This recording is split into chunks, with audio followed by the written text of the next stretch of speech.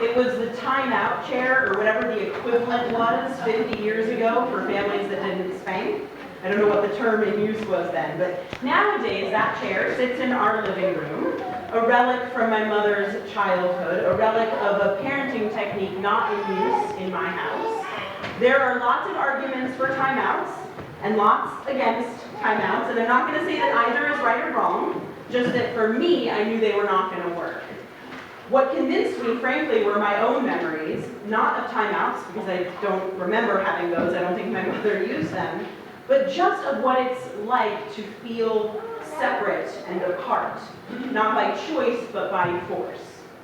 And over the years, I've come across various articulations in favor of and against timeouts, and I've actually read that neurological studies show that relational pain can have the same effect on your brain as physical pain.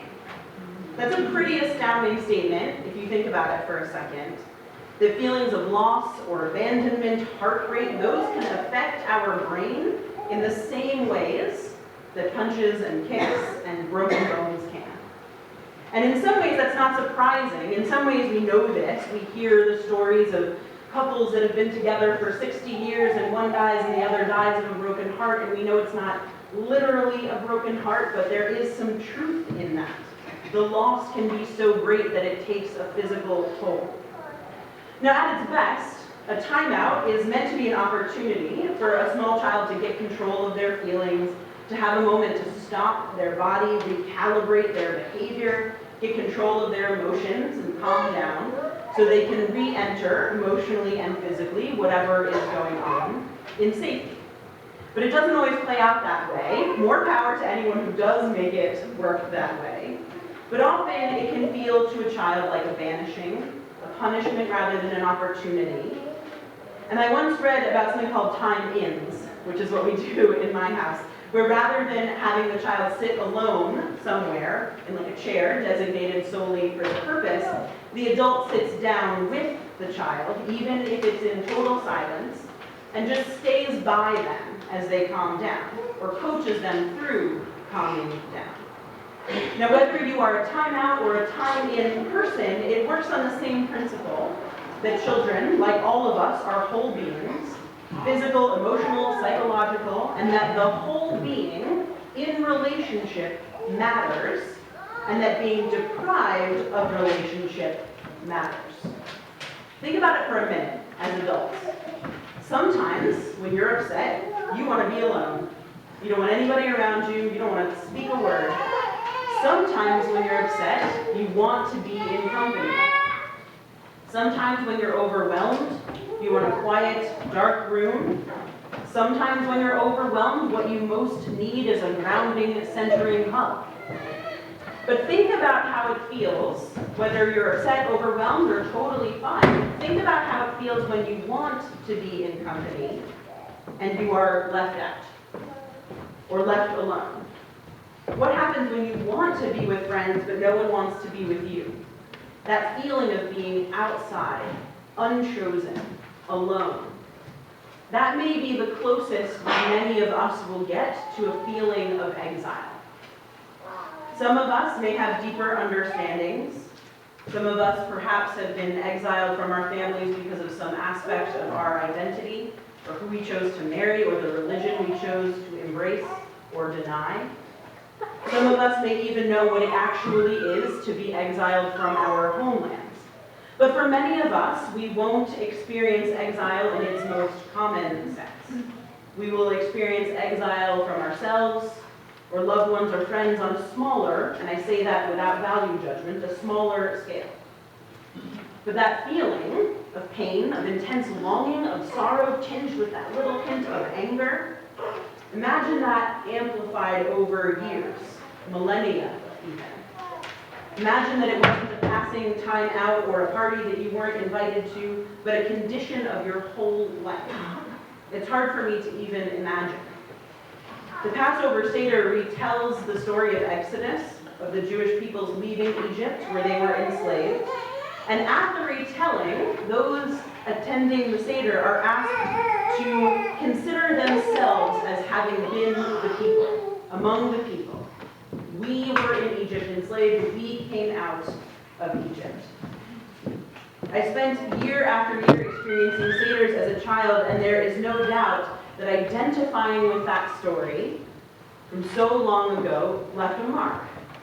Being part of a group that's been persecuted, telling that story, knowing that among the people killed in pogroms in Russia were probably my own relatives, all of that leaves a mark. Knowing that among my ancestral people were those who made their way across the Atlantic looking for a better life, those who had to come because they couldn't live their religions without leaving their homelands. Knowing that I come from a people of exile by choice and by command leaves a mark.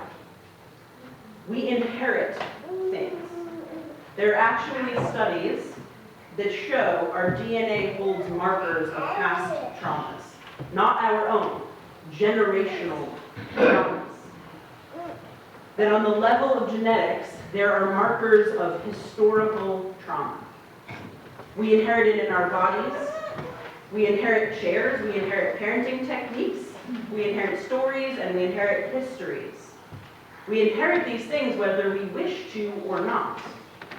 Naomi Shihab Nye's poem about her grandmother, she has inherited a sense of longing, of wonder about children lost to America, the emotional charges of a life lived baking bread and waiting and watching, and being the one who knows how to take care of things, being the one who knows deep in her bones that death comes to us all.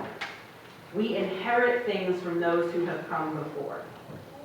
There are markers and traces and emotional resonances, but it isn't exactly the same. I just don't think it is. Exile is a hard thing to fathom without actually having experienced it ourselves. Slavery is a hard thing to fathom without actually having experienced it ourselves. The constant threat of violence and danger is a hard thing to fathom unless we have experienced it ourselves. Because many of us live lives of extreme privilege, even those among us who are less wealthy or more oppressed. Contextualized by place and history, most of us live with a lot of privilege. And I don't say this to discount the very real ways people in our community and in our country are oppressed, because there is a good deal of very real violence and oppression in this country. But just to note that in the scheme of history, many of us experience lives of relative ease through the happenstances of our birth. We haven't really mentioned it explicitly in a while, but the crisis in Syria continues. Just this week, the last pediatrician in the city of Aleppo was killed. The refugee crisis continues. People are dying every day. There is turmoil, uncertainty, violence. There is exile with almost no hope of return.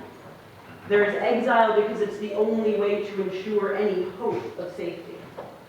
The crisis worsens, and though around the world are people like us who have inherited a memory of exile, how many of us can claim our ancestors were born on this soil, that our ancestors didn't come here from somewhere else?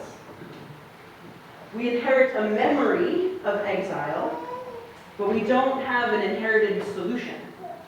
We have just this vague sense that we know what's going on is bad and wrong and it shouldn't happen, and yet we forget, maybe because it's so far away.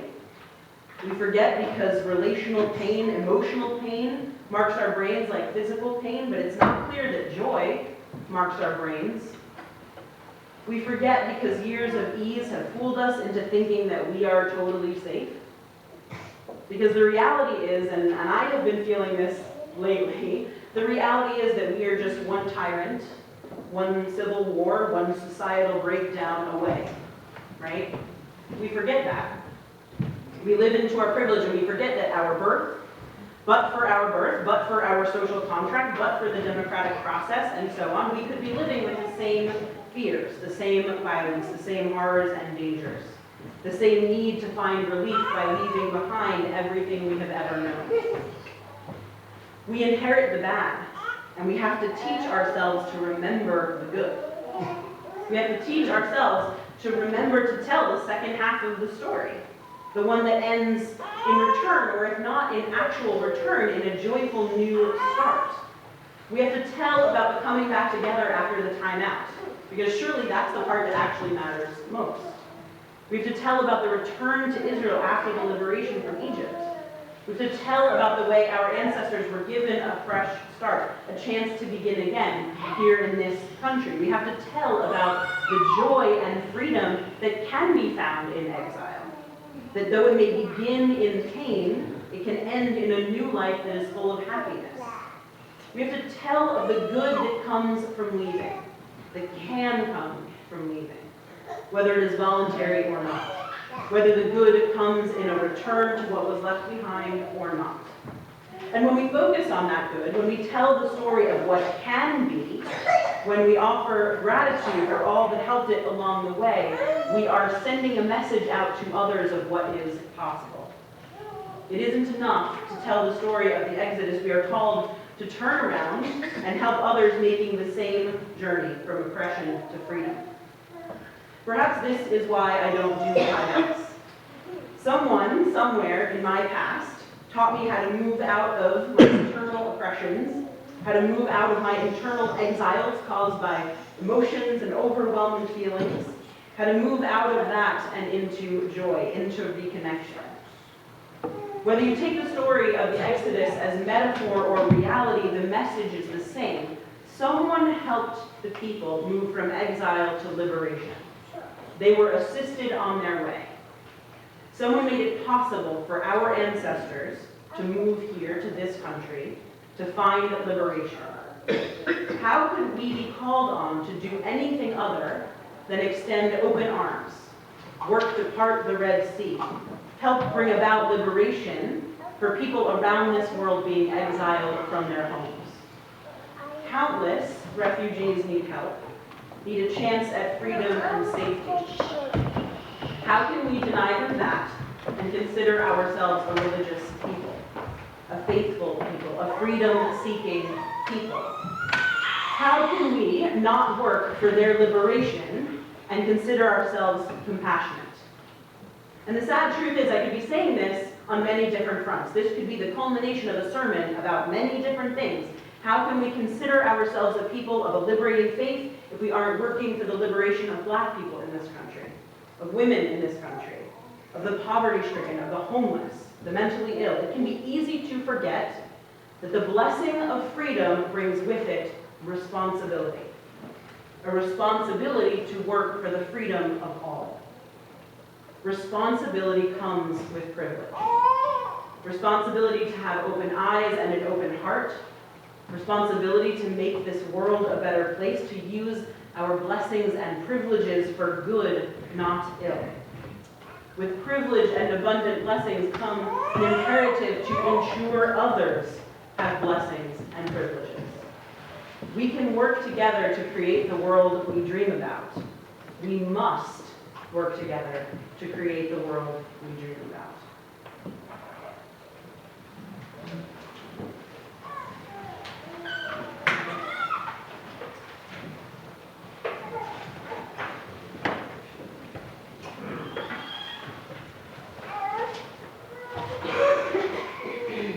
Each weekend we make an offering from the bounty we are blessed to enjoy. We do this in a spirit of love and generosity, aware that we have benefited from those who have gone before, who in their return gave generously. Our offering goes to support the work of love and justice undertaken by this community. If you are a visitor, there is no expectation that you participate in the offering. Consider yourself a guest. The non-pledge offering is shared today with Family Ties of Westchester.